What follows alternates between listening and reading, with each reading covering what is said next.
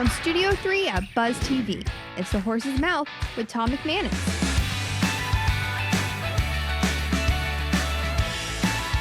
Welcome back to another episode of Biz Champions. I'm Steve Strum. This is a Gosling, might be named Ryan, brought to you by Foodies Care and the Daily News Network. I have some really great people to talk to you about. This is not my duck. This is one of our guest duck. We're going to talk to Shereline about some of the work that she's doing in the community. A fabulous story with Nick about recovery, his own story included. The owner of the duck, Mr. Michael over here, as well as our good friend, starting at the top with Major Hardy. Major, we are not doing duck confrees. This is a therapy duck. This is not lunch. Okay. Okay. So, Major, what a great story we're going to tell people about helping people. Why don't we talk a little bit about some of the things that we do in our philanthropic endeavors using this platform to help other people?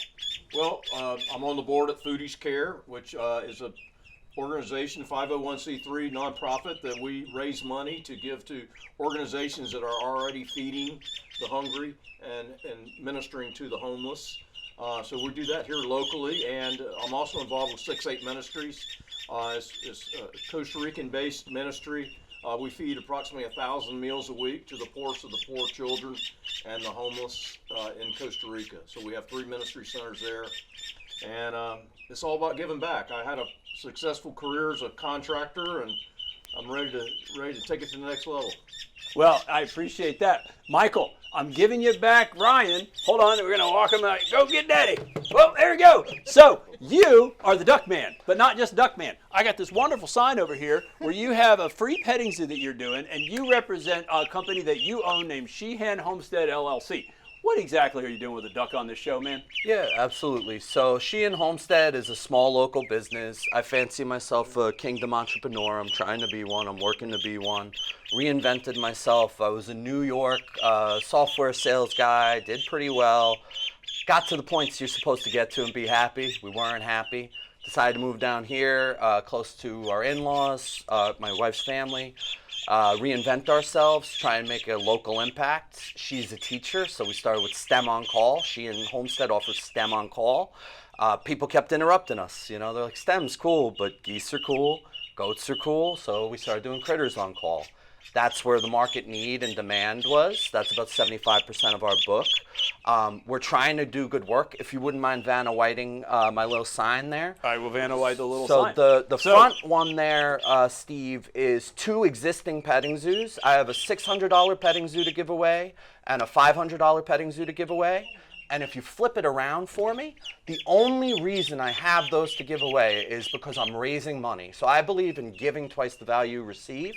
So I had business school people donate a couple $100, $200. That's why it's a $600 petting zoo. I do double. You give me something, I use that to fund good work in the community. I'm not a nonprofit. I do have overhead, but I can afford to give about 75% of a petting zoo away most of the time. You co-sponsor with me. We'll start doing awesome stuff in the community, making people happy. So the one question I always have about this, exactly how do you get a goat to do yoga? Like, I'm barely flexible myself, and I'm thinking about the goat. Like, what are we doing here? So goat yoga is for moms. Goats with yoga. Goat yoga is for moms to make their friends jealous. So they go on social media, they have pictures of them hugging a duck. Their friend who lives in Oregon, they're like, oh my God, they have it going on down in Florida. That's what goat yoga is for. It's for FOMO. It's for making your friend a little jealous. I got it. Yeah. So I appreciate that. So you're helping people. Obviously, furry little friends are great for people that are going through hard times. Goat yoga is interesting because I think that they literally like stand on you. Right? You're doing yoga balancing a goat. I've seen it. I just don't know that I would want to do it because I can barely do yoga myself. You put another living human object in there, I just think it's going to be disastrous. So, but thank you for bringing it, and thank you for letting me hold your Gosling because I think that Ryan is definitely wanting to see his daddy. All right, next up we've got Nick. Nick, you've got an organization that you are, it's called Sophros, like soft rose, but sophomore and rose, whoop, and you got a tattoo on your finger that's a semicolon. Some people don't know what that means, and you probably can't see the semicolon over there.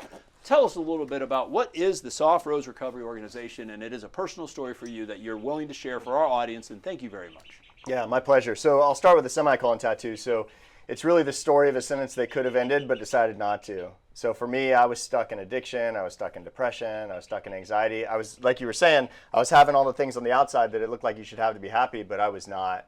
And so I had to go through a process and go through treatment to get well, and wanted to come back to my hometown of Jacksonville to start something to help other people who are struggling with the same kind of stuff. And that's where Sophros came from. So what is Sophros, and what is it, who do you serve, and what are you doing? Yeah, so we provide addiction treatment on the outpatient level. So when you think of treatment, people think of going to rehab. Sometimes either after rehab or direct to us, people come with us. They'll be with us between 3 and 6 hours a day with the goal of building a toolkit to be successful in recovery. So like if you were building a house and you had a hammer's a great tool, but you might also need a level, and you might also need a saw, and you might also need these other things. So whether it's like, you need your ministry and you need some fun activities like with goats, but you also need cognitive behavioral therapy and medicine. And so we put all that together and figure out, and I'm going to rent your petting zoo.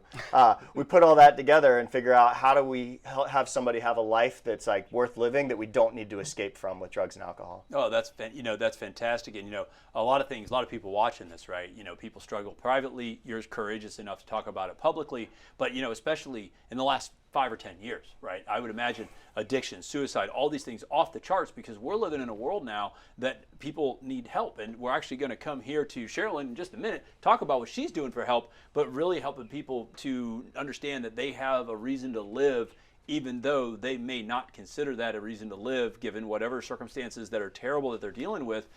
What's the value of a human life, right? Yeah. You decided to make that change. You decided that, hey, you know what? I'm going to use that as a platform to other people. Awesome that you have the opportunity to do that. Even better that you're telling your story for other people that they can see, right? Hey, I was there, right? There's been dark times that we've all dealt with, and you are going to tell people, it's okay.